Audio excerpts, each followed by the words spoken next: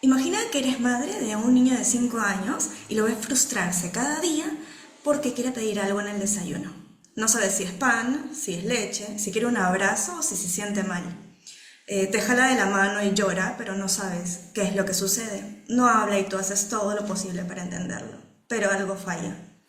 Ahora imagínate que alguien te muestra una herramienta que te permite señalar imágenes y por primera vez él puede comunicarte, quiero jugo. ¿Te imaginas lo significativo que es eso para una familia? De eso se trata la comunicación augmentativa y alternativa, de abrir puertas del lenguaje cuando las formas tradicionales fallan.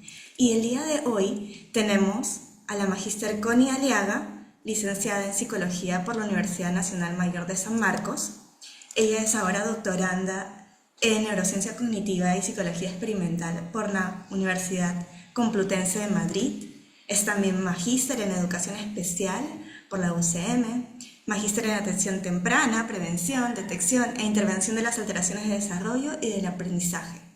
Es profesional del área de psicología, con formación teórica y práctica y experiencia profesional en trastorno del espectro autista, discapacidad, neurociencia e inclusión. También miembro del Instituto Psicopedagógico EOS Perú, nuestra casa, y miembro de grupos de investigación de la Universidad Nacional Mayor de San Marcos y de la Universidad Complutense de Madrid. Ella nos va a hablar acerca de qué es la comunicación aumentativa y alternativa, cómo transforma vidas y por qué más profesionales en el Perú deberían conocerla e incorporarla a su práctica. Bienvenida, Connie. Gracias por estar con nosotros. Muchísimas gracias a ustedes por la invitación. Para comenzar, quisiera que nos comentes, no sé si podrías explicarnos brevemente qué es la comunicación aumentativa y alternativa y a qué población está dirigida. Vale, genial. Bueno, en principio, sí hay que dejar claro lo que son la comunicación alternativa y aumentativa y los sistemas de comunicación alternativa y aumentativa, ¿no? En sí, el concepto más grande, ¿no? Para hablar sobre todo esto es la comunicación alternativa y aumentativa o más comúnmente CAA o K, como la queramos llamar, que va a ser el conjunto justo de sistemas, herramientas, estrategias que van a justo ayudar a esa persona con alguna dificultad en la comunicación a poder hacerlo. Teniendo esto en cuenta, pues prácticamente a quién estaría dirigido a personas, independientemente de la condición, que tengan dificultades para poder comunicarse de la manera, entre comillas, tradicional que vendría a ser mediante el habla o oralizado. ¿No? Eso es como brevemente decir qué vendría a ser esto. ¿Y cómo eliges el sistema de comunicación más adecuado para cada caso? Vale, eso es muy importante y hay que seguir unas pautas de preguntas. Por ejemplo, hay protocolos que yo suelo seguir donde hacemos una lista de preguntas al usuario y a la familia del usuario, claro está, si estamos hablando de un menor de edad, para tener en cuenta ciertas características como por ejemplo, como oye, como ya de por sí se comunica actualmente, ¿vale? Porque eso también es muy importante. Muchas veces pensamos de que cuando hay problemas de comunicación es porque en principio ese niño no se comunica o esa niña no se puede comunicar y en realidad no. O sea, todos nos comunicamos, todos tenemos una intención comunicativa. Ahora, que esa tal vez, esa intención comunicativa o ese acto comunicativo sea funcional o no, ya es otra cosa, pero siempre hay comunicación de por medio. Entonces, ya tenemos que ver qué recursos actuales utiliza esa persona para también tomarlos en cuenta, porque la idea es ir validando actos comunicativos y complejizándolos para obviamente que esa persona pueda ser escuchada mucho más claramente. Entonces, se pregunta cómo se oye, qué recursos ya tiene, cómo es a nivel motor, cómo es a nivel sensorial, porque todo eso se tiene en cuenta para poder escoger no solamente el mejor sistema, sino también que sea realista a la realidad de ese niño, de esa niña, ¿no? Porque también hay que tener en cuenta el contexto en donde se va a desarrollar. No es lo mismo que digamos que la niña o el niño va a pasar mucho más tiempo en casa, que va a pasar mucho más tiempo en el cole y el contexto también para saber a quiénes tenemos que entrenar, quiénes van a van a tener ese compromiso para ir utilizando y enseñando este sistema, ¿no? Entonces, es una serie de preguntas, realmente es un protocolo, usualmente, si no me equivoco, son como 14 preguntas que se va haciendo para poder armar lo mejor posible y personalizado ese sistema de comunicación. Entiendo. Quiere decir entonces que cuando hablamos de comunicación aumentativa y alternativa, tenemos un enfoque respetuoso de las diferencias individuales para que cada niño reciba lo que quiere, lo que necesita en realidad. ¿Cuáles han Exactamente. sido algunos de los logros más significativos que nos puedes compartir de los que has visto en tus usuarios? Vale, en principio, y que creo que esto es uno de los mitos que a veces pasa dentro de comunicación alternativa aumentativa, es que muchas veces los padres, sobre todo las familias, piensan que no, o están un poco reacios o resistentes a utilizarlos porque tienen miedo de que esto afecte en el habla, que interrumpa el habla o que sí interfiera. Y realmente no. No, uno de los logros que yo he visto en algunos de mis pequeños, bueno, en algunos no, en los que han utilizado el sistema, es que incluso hay un aumento en su parte oral. Aumentan las palabras, aumentan las ganas incluso de verbalizar.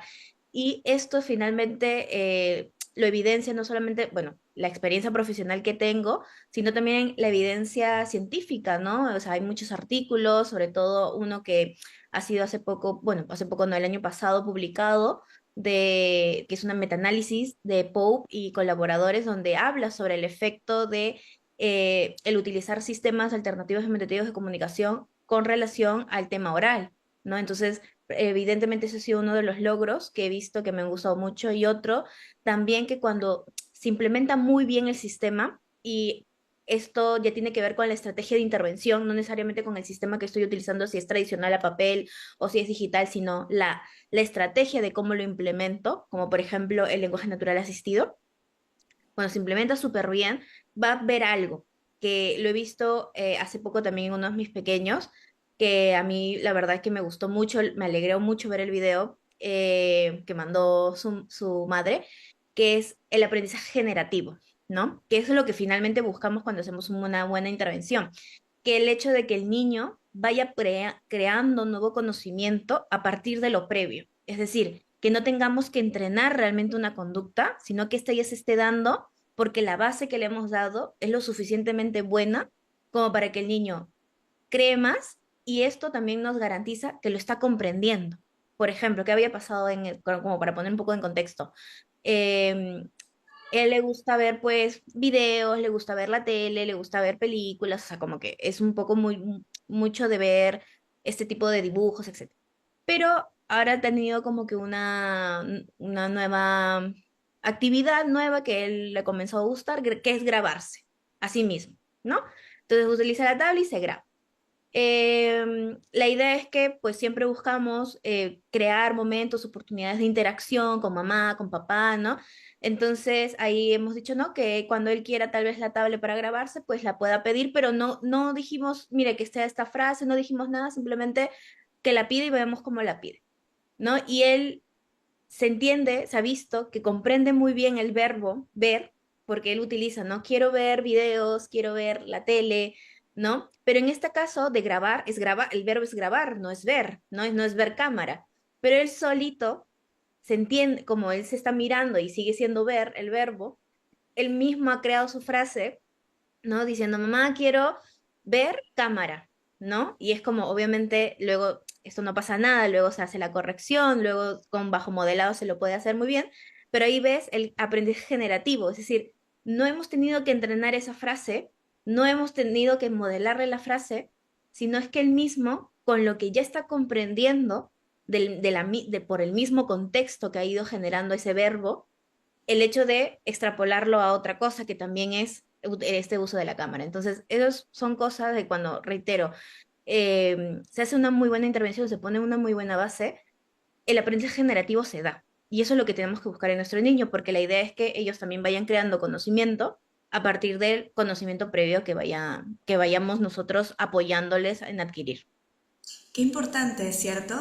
Empoderarlos y darles los recursos para que ellos sean autónomos y así vayan avanzando todo lo que se pueda, que despierten todas sus potencialidades. Y en realidad mucho de eso va por lo que mencionabas, ¿no? Poder derribar algunos mitos y basarnos en lo que la evidencia realmente nos está demostrando ahora. Y en esas áreas poder informar a las familias, a los entornos educativos, a los otros profesionales de que no tengan miedo, sino que más bien se basen en lo que es real. En este sentido, ¿qué papel juega juegan las familias y los entornos educativos en la implementación de un sistema de comunicación aumentativo y alternativo? Vale, son clave. O sea, la familia o los adultos que van a interactuar directamente con el niño tienen un papel muy importante dentro de esta implementación porque son ellos los que van a ser los que le enseñen. Como te decía en un momento, hay varias estrategias para implementar los SACs. La que yo utilizo actualmente y la que también promueven utilizar es el lenguaje natural asistido, porque es una estrategia no solamente basada en evidencia, sino es basada en el respeto a la diversidad o a la condición que tiene la persona. Y en esta estrategia, lo que pasa aquí, hay un cambio de chip, es decir, ya no es el niño el responsable del aprendizaje, es el adulto. Entonces, si el adulto no modela, si el adulto no sabe utilizar ese sistema, si el adulto no lo utiliza en principio, porque es el adulto que tiene que utilizar el comunicador, iniciando por él, más que el niño, eh, no se puede implementar correctamente y el niño no va a entender y no va a ver lo importante que es este comunicador para su autonomía, para expresar sus ideas, sus sentimientos, emitir comentarios, ¿no? Decir lo que piensa en realidad y lo que siente. Entonces, si la familia no forma parte de esta intervención, no forma parte de de la implementación y los otros adultos en general, es complicado que el niño en principio acepte el sistema, lo vea como algo natural y obviamente no lo va a poder ni siquiera generalizar, ¿no? Y esto también en parte no es tan beneficioso porque finalmente el sistema es para justo permitir su derecho a la comunicación. Por ende, el adulto es totalmente clave aquí. Claro, y hay un adulto que en realidad tiene una responsabilidad mayor, me parece a mí, que es el profesional que se encarga de la intervención en el área de comunicación y lenguaje. Y en nuestro medio, en realidad, aún estamos en ese proceso de actualización, de aprendizaje, de poder desarrollar estas nuevas estrategias. ¿Qué conocimientos o competencias debería desarrollar un profesional que desee iniciarse en este campo? Vale, en principio tenemos que abordar y trabajar desde un modelo social y basado en derechos. Es decir, este modelo ya tiene varios años existiendo, pero es verdad que hasta ahora encuentro a veces profesionales que aún trabajan desde un modelo médico rehabilitador, es decir, donde su principal objetivo es normalizar al niño, es decir, buscar que sea igual a un grupo normotípico, neurotípico, que son, bueno, palabras que no me gustan mucho, pero como para que se entienda. Y eso no es el fin de una intervención, ni en comunicación, ni en lenguaje, ni en ninguna otra área, ¿no? Una intervención que busca normalizar no es una intervención que realmente no está basada en el respeto, no debería ir por ahí la familia, y tampoco el niño. Entonces, en principio, la primera competencia o la primera habilidad o creencia, como queramos llamar, que tendría que tener un buen profesional, es trabajar desde un modelo social, un modelo basado en derechos, donde se reconozca la diversidad, donde respete la diversidad y sepa que la intervención siempre va a buscar la mejora de la calidad de vida. Es decir, que estos aspectos comunicativos que nosotros querramos enseñar no solamente se reduzcan a solicitar, que muchas veces ha quedado en esto. Cuando trabajamos o cuando yo veo sistemas, incluso me meto, yo también, cuando recién me comencé a formar en esto, me enseñaron PECs, por mucho tiempo utilicé PECs, que es el intercambio de tarjetas, pero realmente si uno va analizando cómo es PECs y lo que involucra esta estrategia de implementación, es muy reduccionista, es muy modelo médico rehabilitador, porque se reduce solamente a solicitar. Son 6 fases y que recién en la sexta comenzamos los comentarios, pero sabemos que no podemos pasar a la otra fase si previamente el niño no ha dominado la anterior. ¿Y qué pasa si el niño tiene una dificultad motriz y no te puede entregar la tarjeta? No porque no quiera, porque no puede. O técnicamente el niño en ese momento está enojado, pero no te sabe decir cómo porque solamente estamos en solicitudes. No estamos en dando, si queremos o tenemos un enfoque conductual, un tacto, ¿no? De decir que estoy enojado o estoy triste o quiero un descanso, ¿no? Entonces, o tengo hambre, que también son tactos que podemos hacer y que son muy naturales dentro de nuestra comunicación, así. Entonces, bueno, a lo que iba, ¿no? Entonces tenemos que ver que finalmente tengamos una intervención que realmente comprenda, respete la diversidad, que vaya más que solamente reducir a solicitudes, eh, y que se tenga en cuenta las fortalezas que también tienen estas personas, si hablamos de niños o niñas dentro del espectro, por ejemplo, las fortalezas que tienen para poder, a partir de esas fortalezas, seguir implementando y seguir dándole herramientas para que puedan afrontar situaciones, ¿no? Porque eso también es muy importante. Muchas veces dentro de las intervenciones entre comunicación y lenguaje, cuando tal vez la conducta no es esperada igual a la esperada para nosotros, no para el niño, sino para nosotros, intentamos bloquear, intentamos corregir, intentamos dando la ayuda física, que no está mal, son ayudas que existen, pero muchas veces no validamos el acto comunicativo, ¿no? ¿Qué pasa? Y esto también me ha pasado con algunos niños, ¿no? Que cuando utilizan el sistema, que no sé, quieren pelota, ¿no? Pero en vez de apretar una vez, apretan muchas veces, que puede ser por un tema de estereotipia, pues no sabemos, tenemos que analizar obviamente la situación, pero lo aprieta y la terapeuta le quita, lo bloquea, ¿no? O le da la ayuda para que apriete una vez.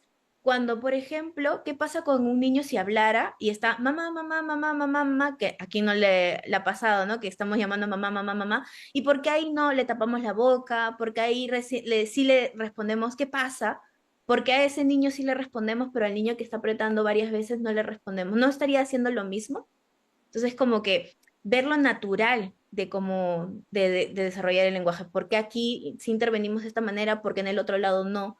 ¿Por qué aquí este niño no respetamos que tal vez está como que desesperado por la pelota y podemos reaccionar de otra manera como que, ok, ya te escuché, quieres pelota, te la voy a dar, ¿no? Pero finalmente validando ese acto comunicativo que tiene y luego modelando que tal vez solamente basta como apretarlo una vez, que ya lo escuché, que puede también ser otra de las estrategias luego de utilizar, ¿no? Pero bueno, a lo que iba con esto es tener en cuenta cómo se desarrolla realmente naturalmente el lenguaje, criticar cada vez alguna intervención, alguna estrategia, si realmente está basada en el respeto a la diversidad, a la condición, a la persona en sí, ¿no? Y que obviamente que esté basada en evidencia, ¿no? Esas creo que son puntos clave o competencias clave que debería como que tomar en cuenta cualquier profesional que quiera sumergirse en este campo tan grande de comunicación y lenguaje. Mira, vamos a respetar las diferencias, a hacer valer los derechos del otro y a abogar por ellos. O sea, en realidad es ser parte de ese equipo que ellos tienen para poder hacerse escuchar y comunicar cosas que ya comunican, solamente que complejizándolas y darles nuevos recursos. En tu caso, Connie, ¿qué fue lo que te motivó a especializarte en todo esto? Y si tienes algún mensaje específico para darles a quienes están considerando una formación en esta área. Bueno, algo que a mí me motivó fue uno, no, dos de mis pequeños realmente, eh, que que estaban por usar un sistema de comunicación y es verdad que a mí me habían formado hasta cierto punto durante mi internado, durante los primeros años tal vez de ya mi ejercicio profesional, pero sentía como que esto me falta más, o sea, no respondo a todas las necesidades que ese niño, esos dos niños estaban teniendo, ¿no? Y yo decía, pues, si no puedo responder, obviamente lo más lógico es derivar, pero también es pues yo quiero también aprender, porque sé que no van a ser estos dos únicos niños que puedan llegar a mi práctica profesional, sino va a haber otros más y sí que me gustaría dar respuesta, pero dar una respuesta nuevamente, ¿no? Esto de basada en derechos, respetando a su diversidad, que no solamente sea basado en evidencia, porque en los últimos años se ha hablado mucho de que sea basado en evidencia y sí, perfecto, esto yo también estoy sumamente de acuerdo, pero no porque solamente sea basado en evidencia ya tenemos que aplicarlo, porque por ejemplo PECS está basado en evidencia, pero no es respetuoso, y limita ciertas cosas. En cambio, otras estrategias, como nuevamente el lenguaje natural asistido, está basado en evidencia, está basado en el respeto, respeta el desarrollo natural del lenguaje. Entonces, eso me hizo como que buscar formas de finalmente responder a las necesidades de estos dos pequeños que tenía porque lo necesitaba, porque yo veía que tenían potencial, que podían hacer varias cosas, pero el tema era qué estrategia sería la más adecuada, qué herramientas estarían faltando para que ellos puedan evidenciar todo ese potencial que tenían ahí, ¿no?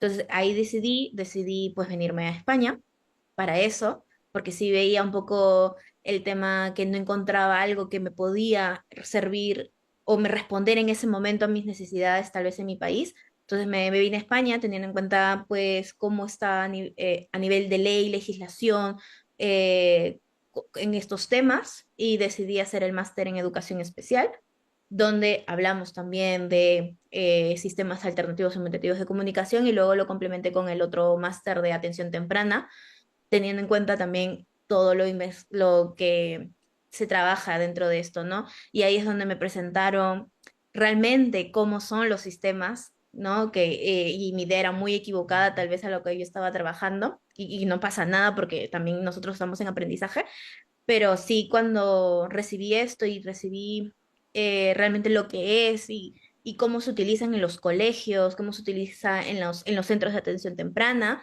pues te das cuenta que ayuda un montón a que esa persona, ese niño y ese adulto, porque finalmente, por ejemplo, en educación especial hablamos hasta los 21 años, que utilizan estos sistemas realmente lo autónomos que pueden ser, ¿no? Sin ninguna necesidad de depender de alguna persona, de un adulto para explicar lo que quiere, sino que esa misma persona pueda ser lo suficientemente capaz para decir lo que quiere, lo que piensa, lo que siente. Entonces es eso. Y bueno, un mensaje es que si están interesados, les gustan esas temáticas, fórmense. O sea, fórmense, lean. No hay mejor cosa que podamos hacer para el bienestar de nuestros pacientes, si es que lo queremos decir así, o nuestros niños, dependiendo del grupo etario en que trabajen. No hay mejor cosa que formarse. A mí me encanta estudiar, a mí me encanta actualizarme, y creo que es algo que todo profesional dentro del área de la salud y de la educación tendría que hacer. Debemos entonces estar aperturados siempre al nuevo conocimiento. Las cosas nuevas salen cada día, entonces no hay momento en el que uno deja de formarse, porque el que deja de formarse, bueno, va a estar utilizando cosas que probablemente ya no funcionan o a lo mejor hay cosas mejores a los que uno se puede aperturar. Yo sé también que tú has estado dictando cursos en este aspecto, ¿no? En comunicación aumentativa alternativa, en lenguaje natural asistido, pero en líneas generales, ¿dónde podría uno empezar a formarse o qué recursos recomiendas para quienes quieran aprender un poco más? Vale. Bueno, en principio sí, yo he estado dando algunos cursos. El lenguaje natural asistido aquí en España sí es un poquito más conocido. En Perú, creo que por los cursos que he estado dando, creo que he sido yo la primera o una de las primeras, porque también no puedo decir de otros, pero sí tal vez una de las primeras en hablar de esta estrategia aquí en Perú. Entonces, en principio, si sacamos más cursos, adelante, bienvenidos sean, pero también luego yo les recomiendo dos páginas, dos cuentas, que son de profesionales, que a mí me encantan, son españolas, teniendo en cuenta pues que aquí se trabaja mucho esto. Uno es Doble Equipo, está conformado por dos profesionales de todo el tema de educación inclusiva, que también es otro tema que yo trabajo mucho, el tema de inclusión, porque incluso la comunicación alternativa aumentativa permite lo que es accesibilidad, que son términos relacionados al tema de inclusión. Entonces, Doble Equipo es una de un conjunto de dos profesionales en sí que trabajan mucho y forman lo que es lenguaje natural asistido de manera también online. Y otra es la fábrica de palabras, que la que se encarga de esta cuenta y es una logopeda que es Sol Solís, que ella también habla mucho y forma mucho con respecto a lenguaje natural asistido. Incluso de las dos hay webinars gratuitos que están en YouTube que puedan ustedes como chequear, mirar, como para dar unas pequeñas pinceladas sobre esto y pues que les llame un poco, conozcan un poco más a lo que se refiere esta estrategia, ¿no? Que realmente no es nueva, tiene años, incluso dentro de los cursos yo me voy mencionando desde qué año va apareciendo este término, cómo son los términos en inglés, porque es verdad que a nivel de habla inglesa hay mucho más investigación y muchos más artículos publicados que en español. En español, si no me equivoco, En habla hispana prácticamente es España quien lo lleva más, pero en inglés sí que hay un montón y tiene varios años, solamente que es un término relativamente nuevo para las personas de habla hispana.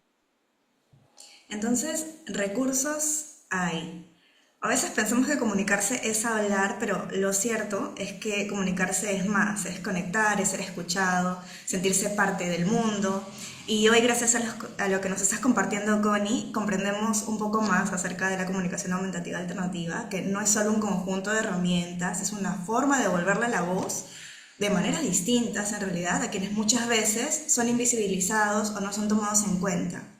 Y quizá alguno de lo que nos escucha hoy día tiene en su salón de clase o en su consulta o en su familia un niño o una niña que aún no puede expresarse con palabras o que está iniciando y tal vez esta comunicación entre nosotras sea el primer paso para hacer algo distinto, para que aprendamos a acompañarnos con respeto, con conocimiento, comprometiéndonos con las estrategias adecuadas. Gracias por inspirarnos, Connie, en verdad. Y a quienes nos escuchan les dejamos esta pregunta, ¿no?